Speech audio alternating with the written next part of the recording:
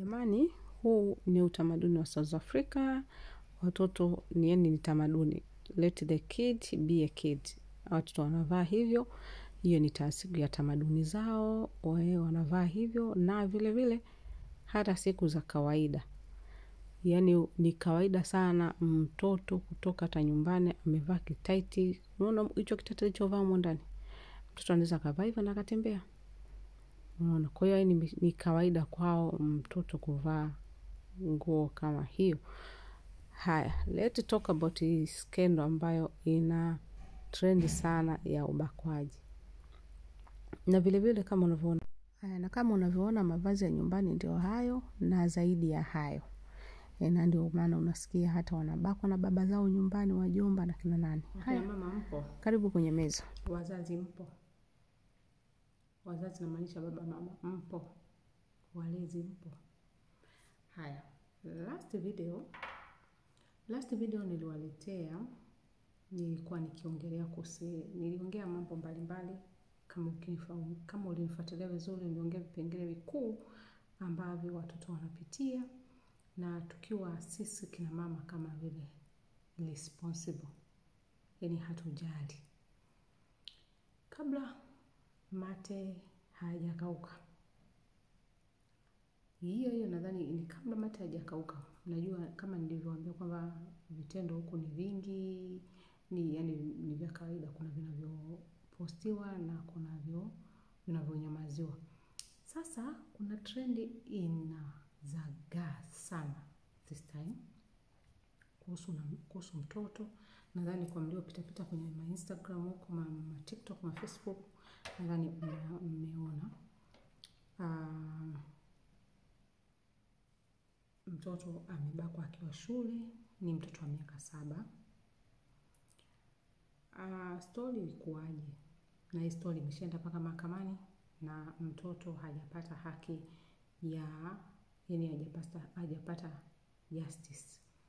Sasa leo tunaomba tuliongee hili swala kidogo. In case ulikuwa hujui, ngoja nikupe story.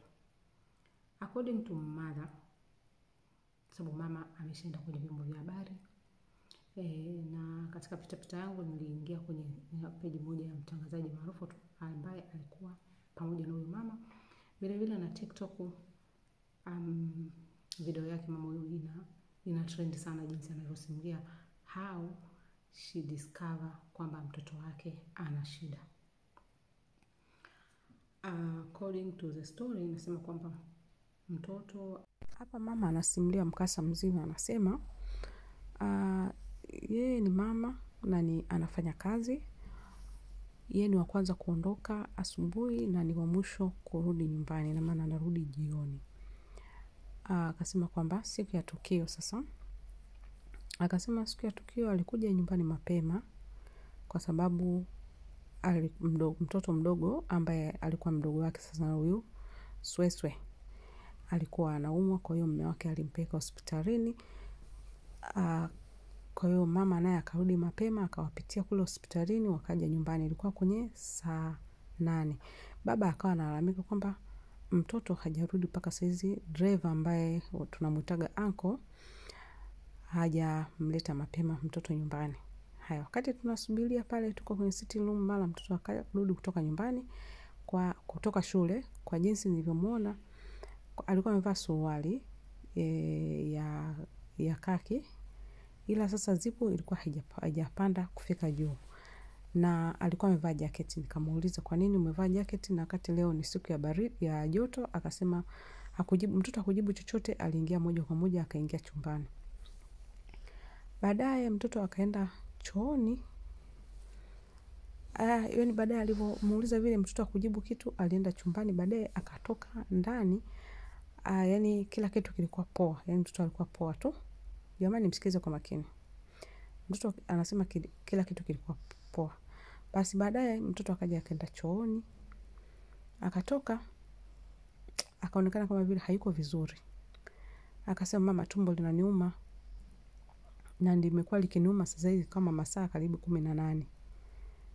Akasema tangu jana usiku. Akasema mama labda akawaza kwamba labda atakuwa tu ni labda labda anapata shida kwenye choo, mama akampa dawa ya kuharisha, yani itakomsaidia kulainisha choo na Panadol, akamwambia nenda kalale. Basi usiku wake kwa sababu alivyompa dawa vile wakalala sasa. Akasema kwa sababu mimi niliamka saa 10 kumsaidia dada kupika chakula cha kesho.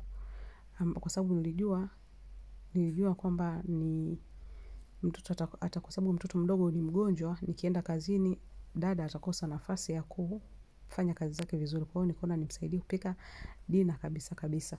Kwa hiyo wakati nimeamka saa 10 usiku, baba yake na mtoto alikuwa kwenye sitting room, akaniita akasema kwamba mimi simuelewi Swezwe. Analalamika, anaumia, anaumwa. Akasema ngoja nje nimwangalie. Umetoka kumwangalia chumbani? Akasema ndio. Akasema akamuita mtoto akamwambia ni nini? Mtoto akajibu kwamba nasikia makalio yanauma, huku nyuma panauma sana. Mama akamwambia ni nini sasa, labda hiyo ndio constipation imefanya unaumia hivyo. Basi akachukua tochi akamulika makalioni. Anasema baada ya kumulika makalioni alishtuka sana. Ikumbuke hiyo ni usiku. Alishtuka sana. Akasema nilishtuka kukuta mtoto makalioni, kwenye kalio pameachama. Yani kule kwenye haja kubwa pameachama, pako saizi ya tishu, ile bomba la tishu, unaona. Akasema nilishtuka sana, ila pia katika hiyo saizi ya tishu kwa mbali kulikuwa kuna kinyesi ambacho ni kigumu, kimekataa kutoka. Mimi sikuwaza kwamba mtoto atakuwa na shida ya kwamba labda kutoka kuna shida nyingine ambayo ameipitia. Nikawaza tu labda ni choo kinakataa kuja. Basi mtoto akaendelea kulia kwamba anasikia maumivu makali sana. Basi ndio mapema sana asubuhi tukawahi kwa dokta. Dokta ndio kudiscover kwamba mtoto amebakwa. Na katika walivyofanya jitihada ya kumkitoa hicho kinyesi ambacho kilikuwa kimeng'ang'ana kule kama constipation, hakitaki kutoka, kikatoka kina kina sperms kidogo. Basi ndio wakati wakapeleka baada ya kutoka hospitalini wakaenda polisi wakati wametoka polisi wakasindikizwa mpaka kwa nini huko, alafu akapita shuleni. Walipopita shuleni wakagonga ring kwa sababu hiyo asubuhi wakati wanatoka kwenye hizo mzunguko mzima hawakwenda shule na mtoto alikuwa hatembei kwenda shule. Kwa hiyo wakapita ili watoe taarifa kwamba mtoto amepata tatizo, hawezi kuja shule kwa sasa. Ila anagonga kengele pale yule mtu wa pale getini akafungua, wakamwambia kwamba mtoto ana shida, haji leo shule. Wakasema sawa. Baada ya polisi sisi anasema kwamba alipita shuleni kabla ya kwenda polisi kusema kile kitendo. Na moja kwa moja baada ya kutoka polisi ndo akawa amewaza kwamba huyu mtoto atakuwa amefanyiwa hichi kitendo jana, kwa hiyo akarudi shuleni pale kuwaambia tatizo. Aliporudi pale shuleni kuwaambia tatizo, mwalimu wale waangalizi wa shule walikuja juu wakamwambia wewe ni muongo na hicho kitendo hakiwezi kufanyikia hapa. Unaona? Haya. Kwa hiyo ndo mchakato mzima ndo umeendelea hivyo mpaka wamefikishana mahakamani na nini hivyo. Haya, tuende kwenye topiki yetu. Katika hii story ukisikiza vizuri utagundua kuna makosa kabisa ambayo mama mwenyewe anakosea kujieleza. Unaona, kwa sababu kama mtoto amekuja na akaenda chooni ndo akasikia kwamba anasikia maumivu, that means hicho kitendo hakijafanyika muda huo, angekuja anashindwa kutembea. Na anaposema kwamba asubuhi wakati wanampeleka mtoto hospitalini alikuwa anashindwa kutembea, that means inawezekana usiku huo mama anakoroma, baba alinyanyuka akafanya kile kitendo. Wanafunzi wote kusambaa shuleni, alikuwa anasubiri usafiri ambao wanafuata pale shuleni, ambao sasa hapo kwa muda huo mtoto amebaki na caretaker. Sasa inavyosemekana ni kwamba caretaker ndio aliyemfanyia hicho kitendo. Anasema kwamba mtoto anakuambia kwamba nilisikia harufu nani, caretaker alimtuma aende sijui akamletea ufagio nyuma ya shule kule kwenye store.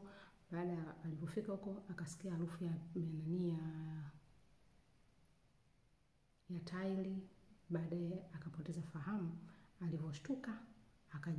Alivyoshtuka kutoka usingizini, transport ilikuwa imeshakuja na akapanda gari akaenda nyumbani. Kesi ikaenda mahakamani. Mama alivyokuja kulalamika shule ikakataa kumpa ushirikiano, ikisema kwamba hicho kitendo hakijafanyika hapo shule na hawajui. Mama akasema kwamba haiwezekani mtoto wake ametoka shule amebakwa. Ndio ikaanza sasa trending ya kwamba we need justice for mtoto yule, na jina liko pale. We need justice kila kona, yani kila kona mtoto anatakiwa apate justice. Okay? Shuleni walimwambia tu mama, walimwambia kwamba wewe unataka kutuharibia shule, ila huyu mtoto hajafanyia hicho kitendo hapa. Kuna walipoenda mahakamani kweli shule ikashinda. Ndio kero imeanzia hapo, kaja kwenye mitandao na kila kona imeteki yani attention za watu wote. Unaona? Sasa kwa nini nimeleta hapa? Najua hivi vitendo sio vigeni vipo. Kwa nini nimeleta hapa? Nimeleta hapa kwa sababu last video niliongea sana kuhusiana na jinsi wa mama ambavyo tunakuwa irresponsible kwa watoto wetu. Ni kipengele cha kwanza naomba tukidadavue hapa. Kwanza ionekane, yani kwanza itambulike ya kwamba hawa watu na wazungu ni vitu, ni maji na mafuta taa. Yani popote pale mzungu alipo, mweusi anatafuta attention, na attention yenyewe anatafuta aonewe huruma. Unanielewa vizuri? Sasa imeonekana kwamba unajua ime-pop up sana kwa sababu inaonekana yule mkubwa wa shule kuna uongozi wa kizungu. Ndio maana imetake attention. Oh, black. Wanapenda sana kujifanya black. Okay, twende kwenye swala la mtoto. Sasa tuongee mimi na wewe mzazi hapo. Mtoto wa miaka 7 first time anaingiliwa kimwili.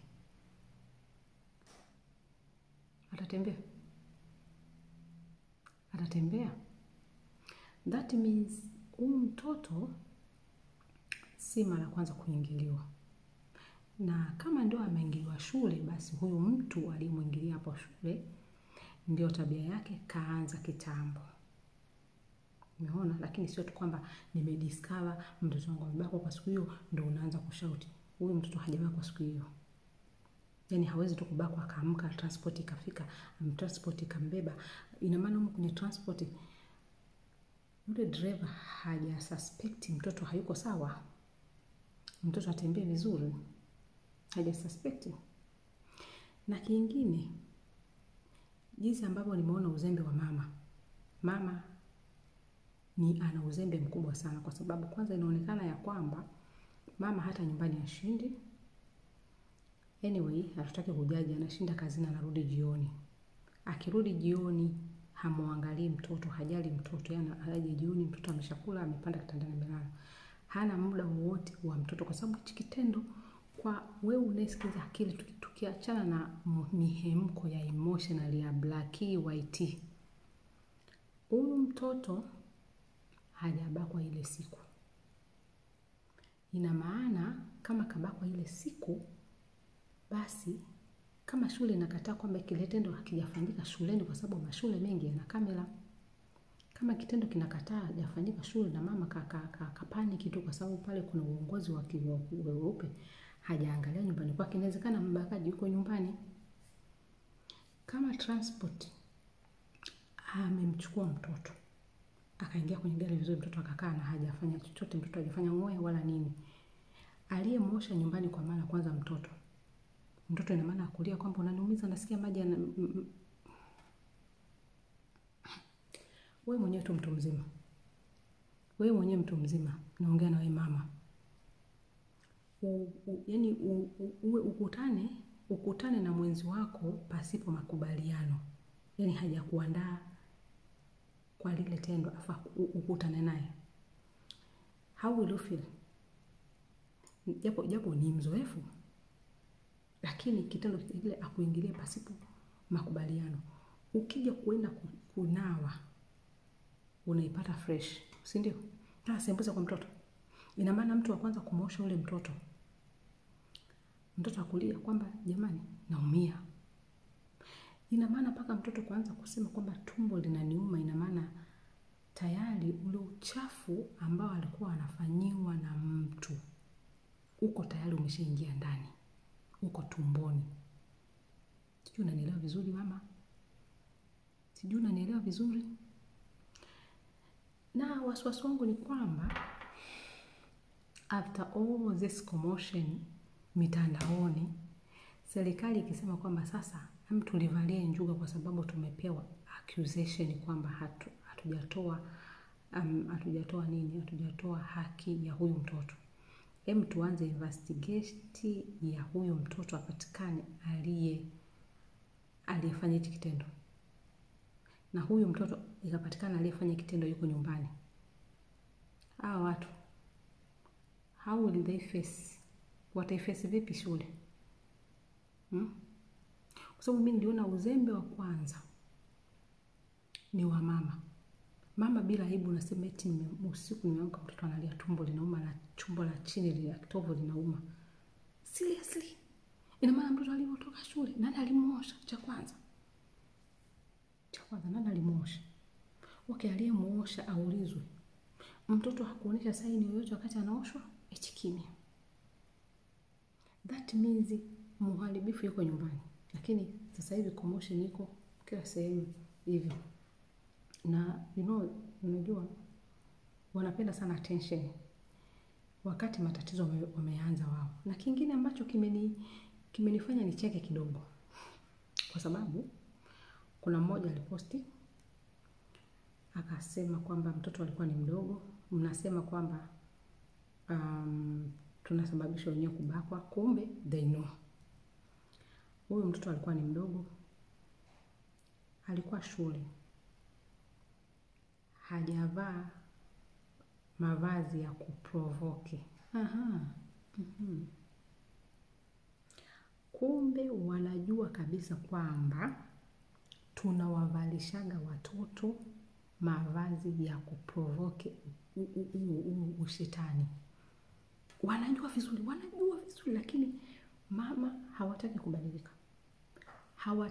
kubadilika. Jamani, wito. Wakina mama, hebu tukae kwenye siti zetu. Hata kama uko busy kiasi gani. Azirungu unarudi nyumbani. Hakikisha ya kwamba unaporudi nyumbani mtoto wako umemjua. Hata kama utakuwa umebanana sana, jua utarudi utakuta bado kanacheza. Peleka bafuni kaoshe mwenyewe.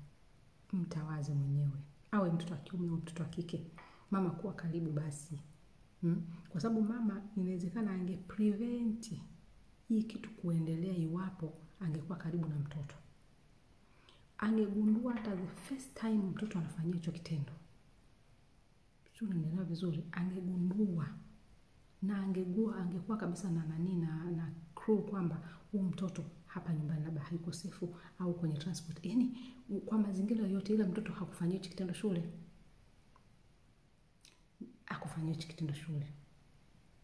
I'm certain kabisa, sitetei, ila hichi kitendo kimefanyika, inaonekana kabisa kijafanyika shuleni, na ndio maana hata shule wamepuuza. That's why saizi unaona kelele. Kingine kuna mmoja aliposti tena akasema kwamba mwanangu alikuwa anasoma Kyuro. Kyuro, unajua Kyuro ni shule kubwa, sijui ni Kyuro ya wapi. Alibakwa shuleni na mwalimu. Okay. Hivi mmeshawaona watoto wa Kisauzi jinsi wanavyovaa shuleni? Mmeshawaona? Mmeshawaona?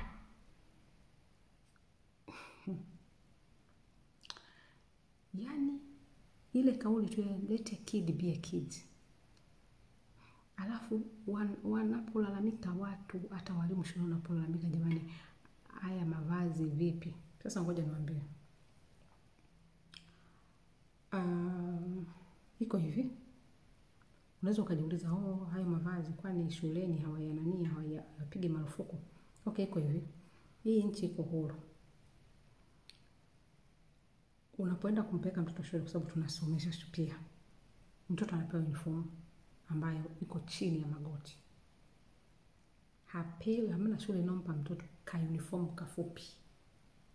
Especially kuna zile tu nguo za mazoezi zile za activities za michezo, ndio vikapua vinakuwa vifupi.